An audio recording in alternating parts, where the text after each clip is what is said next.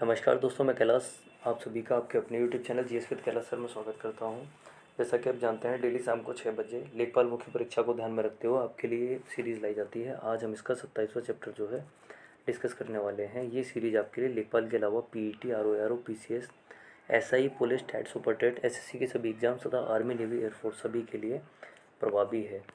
इसके अलावा आपके लिए डेली 6:15 बजे करंट अफेयर्स की सीरीज़ और 9 बजे रात को 9 बजे स्टैटिक जीके की सीरीज़ लाई जाती है। इनसे जुड़ना ना भूलें। निम्नलिखित में से भारतीय रेलवे में अधिकतम कमाई का योगदान कौन करता है? भारतीय रेलवे में अधिकतम कमाई का योगदान कौन करता है? तो माल यातायात से आय। तो माल यातायात किया जाता है, सामान का एक्सपोर्टेशन और इम्पोर्टेशन जो किया जाता है, उससे भारतीय रेलवे की सर्वाधिक कमाई होती है। निम्न में से किस वेद को रुद्र नामक शब्द का आरंभिक स्रोत माना जाता है? किस वेद को रुद्र नामक शब्द का आरंभिक स्रोत माना जाता है? आंसर होगा ऋग्वेद। ऋग्वेद जो कि सबसे प्राचीन वेद है, इसे रुद्र नामक शब्द का आरंभिक स्रोत माना जाता है। इसके अलावा अन्य 3 वेद यजुर्वेद, सामवेद तथा अथर्ववेद हैं। तो अंतिम वेद जो है वो है आपका अथर्ववेद और प्रारंभिक वेद है वो है ऋग्वेद। कर्क रेखा भारत के कितने राज्यों से होकर जाती है? तो आप जानते हैं कर्क रेखा जो है ट्रॉपिक ऑफ कैंसर 23.5 डिग्री उत्तरी अक्षांश रेखा जो कहलाती है, यह भारत के 8 राज्यों से होकर जाती है। और इसके लिए हम एक ट्रिक यूज करते हैं, मित्र पर गमछा झाड़। मित्र पर गमछा झाड़ जो है इसके लिए ट्रिक यूज की जाती है। तो मिजोरम, त्रिपुरा, पश्चिम बंगाल, राजस्थान, गुजरात, मध्य प्रदेश, छत्तीसगढ़ तथा झारखंड, इन 8 राज्यों से होकर कर्क रेखा गुजरती है। और कर्क रेखा को काटने वाली जो नदी है वो है माही नदी, जो भारत में बहती है। माही नदी कर्क रेखा को 2 बार काटती है। निम्नलिखित में से किसकी जानकारी अशोक के शिलालेखों में मिलती है? किसकी जानकारी अशोक के शिलालेखों में मिलती है? जीवन वृत्त की, विदेश नीति की, आंतरिक नीति की। तो आंसर होगा डी, सभी। तो आपका जो आंसर हो जाएगा वो क्या हो जाएगा? सभी विकल्प सही हैं। जल में वायु का बुलबुला किसकी भांति व्यवहार करता है? जल में वायु का बुलबुला जो है यह किसकी भांति व्यवहार करता है? आंसर होगा अवतल लेंस की भांति। जल में वायु का बुलबुला अवतल लेंस की भांति व्यवहार करता है। पृथ्वी के किस भाग में निकेल और लोहे की प्रचुरता है? तो आप जानते हैं पृथ्वी को हम 3 भागों में बांट लेते हैं। पृथ्वी के 3 भागों में बांट लिया जाता है। पहला भाग कहलाता है जो सबसे बाहरी भाग है, या क्रस्ट या भूपृष्ठ कहलाता है। दूसरा भाग मेंटल और तीसरा भाग जो है कोर या क्रोड कहलाता है। तो आप देखेंगे इसमें पूछा गया है निकेल और लोहे, यानी देखिए जो पहला भाग है इसे सीमा यानी सिलिकॉन और मैग्नीशियम पाए जाते हैं। दूसरा जो भाग है पहला जो भाग है वह सियाल होता है, सिलिका और एल्यूमिनियम पाए जाते हैं। दूसरे भाग में सीमा, सिलिका और मैग्नीशियम। और जबकि तीसरा जो भाग है इसमें एनआई और एफई, निकेल और फेरस पाए जाते हैं। तो इस प्रकार हम देखेंगे पृथ्वी के किस भाग में निकेल और फेरस जो है प्रचुरता में पाए जाते हैं? तो निफे यानी तीसरा जो अंदरूनी भाग होता है, अंदरूनी भाग जो होता है सबसे अंदर वाला इसमें। तो आंसर होगा ये वाला। चलिए, कोंकण तट कहाँ से कहाँ तक विस्तृत है? तो कोंकण तट का जो विस्तार है ये कहाँ से कहाँ तक है? प्रायद्वीपीय भारत जो समुद्र से घिरा हुआ है, तो इसे अलग अलग तटों के नाम से जाना जाता है। और यहाँ पर स्थित कोंकण तट जो है दमन से गोवा तक फैला हुआ है, दमन से गोवा तक। चलिए बढ़ेंगे अगले क्वेश्चन की तरफ। भारतीय संविधान का कौन सा भाग केंद्र शासित प्रदेशों के बारे में बताता है? तो भारतीय संविधान का कौन सा भाग है जो केंद्र शासित प्रदेशों के बारे में बताता है? आंसर होगा सी, भाग 8। भाग 8 जो है यह केंद्र शासित प्रदेशों के बारे में बताता है।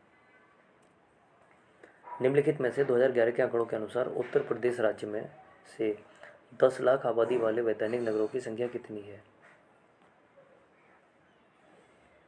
2011 के आंकड़ों के अनुसार उत्तर प्रदेश में 10 लाख से अधिक आबादी वाले वैधानिक नगरों की जो संख्या है वो हो जाती है 64।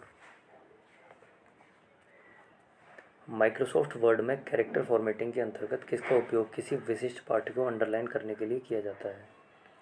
माइक्रोसॉफ्ट वर्ड में कैरेक्टर फॉर्मेटिंग के अंतर्गत किसका उपयोग किसी विशिष्ट पाठ्य को अंडरलाइन करने के लिए किया जाता है? तो अंडरलाइन ऐसे करके एक सिंबल बना होता है इस टाइप से, तो इसे क्या बोलते हैं, अंडरलाइन सिंबल। राष्ट्रपति भवन किस वर्ष बनाया गया था?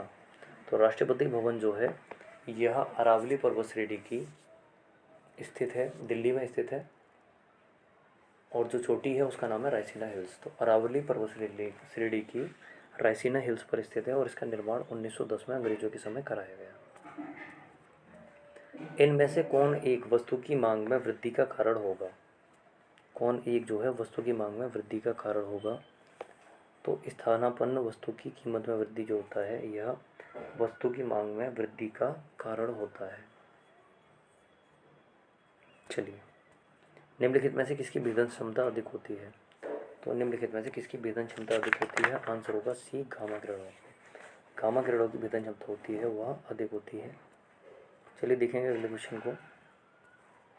निम्नलिखित घटनाओं का उनके घटनाक्रम के अनुसार सही क्रम क्या है? तो निम्नलिखित घटनाओं का उनके घटनाक्रम के अनुसार सही क्रम क्या होगा? तो आप देखेंगे आंसर हो जाएगा। देखिए, सबसे पहले पूना समझौता हुआ था, इसके पश्चात शिमला समझौता हुआ, इसके पश्चात जो देखेंगे हम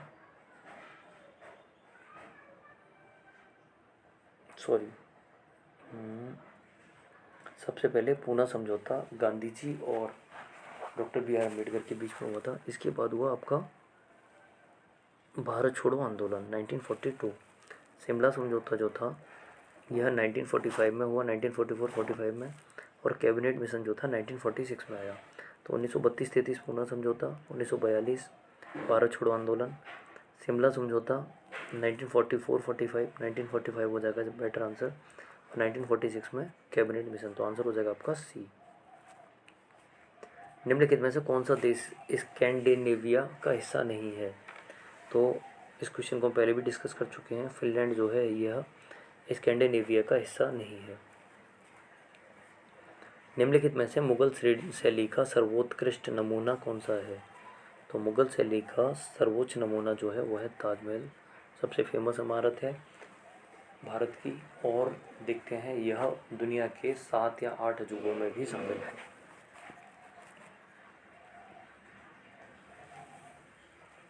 सितंबर 2021 में नजला बोडेन रोमदाने किस देश की पहली महिला प्रधानमंत्री बनी?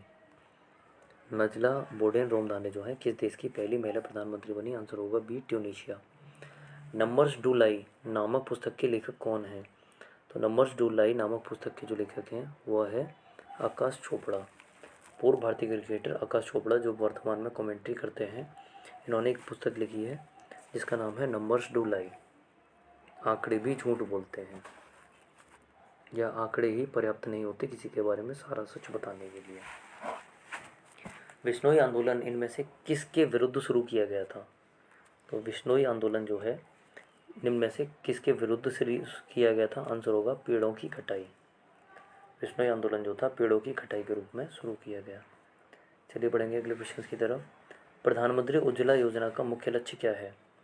तो प्रधानमंत्री उज्ज्वला योजना का जो मुख्य लक्ष्य है एलपीजी कनेक्शन प्रदान करना। कौन सा जिला 100% टीकाकरण करने वाला देश का पहला जिला बन गया है? कौन सा जिला जो है 100% टीकाकरण करने वाला देश का पहला जिला बन गया है? यह है किन्नौर। निम्नलिखित में से महिलाओं द्वारा पुरुष वेश धारण कर किया जाने वाला नकटोरा नृत्य किस क्षेत्र का प्रसिद्ध नृत्य है? तो महिलाओं द्वारा पुरुष का वेश धारण कर किया जाने वाला नकटोरा नृत्य जो है यह किस क्षेत्र से संबंधित है? तो पूर्वांचल क्षेत्र से। अगला क्वेश्चन देखेंगे, सह्याद्री पर्वत श्रृंखला का अन्य नाम क्या है? तो पश्चिमी घाट के जो पर्वत होते हैं वह सह्याद्री के नाम से भी जाने जाते हैं। आपने क्लासेस में पढ़ा हुआ है। सह्याद्री पर्वत श्रृंखला जो है किसका अन्य नाम है? पर्वत श्रृंखला किसका अन्य नाम है? तो पश्चिमी घाट के पर्वतों का। 16 अक्टूबर 2021 सेफ चैंपियनशिप का खिताब किस देश ने जीता? तो 16 अक्टूबर 2021 को सेफ चैंपियनशिप का जो खिताब जीता गया यह भारत के द्वारा जीता गया। माउंट मणिपुर नेशनल पार्क कहाँ स्थित है? तो माउंट मणिपुर नेशनल पार्क जो है यह कहाँ स्थित है एक बार देखेंगे सभी। बताना चाहूँगा ये सीरीज़ आपके लिए डेली शाम को 6 बजे लाई जाती है, 6:15 बजे आपके लिए करंट अफेयर्स की सीरीज़ और 9 बजे स्टैटिक जीके की सीरीज़ लाई जाती है। तो जिसने भी चैनल को सब्सक्राइब नहीं किया है सभी लोग चैनल को सब्सक्राइब कर देंगे और वीडियो को लाइक ज़रूर कर देंगे। आप इन वीडियोज़ को अधिक से अधिक शेयर कर दें जिससे अन्य लोग भी जुड़ पाएँ। आप अपने व्हाट्सएप पे लिंक के रूप में इसे शेयर करते सकते हैं, स्टेटस के रूप में लगा सकते हैं, या फेसबुक वगैरह पे शेयर कर सकते हैं, या आप जिन भी ग्रुप से जुड़े हुए हैं उन ग्रुप में शेयर कर दीजिए, जिससे बाकी लोग भी इससे जुड़ पाएँ। आपका एक शेयर हमें ऐसी वीडियो बनाने के लिए और प्रेरित करेगा और आपके लिए और वीडियो बनाई जाएगी। माउंट मणिपुर नेशनल पार्क कहाँ स्थित है? तो आंसर हो जाएगा अंडमान निकोबार द्वीप समूह में। तो माउंट मणिपुर नेशनल पार्क जो है यह अंडमान निकोबार द्वीप समूह में स्थित है। मिलते हैं नेक्स्ट वीडियो में जो 6:15 बजे आने वाली है, वो होगी आपकी करंट अफेयर्स वार्षिकांक एडुटेरिया का। और इसके अलावा डेली शाम को रात को 9 बजे करंट अफेयर्स की सीरीज़ लाई जाती है, तो इनसे जुड़ना ना भूलें। धन्यवाद।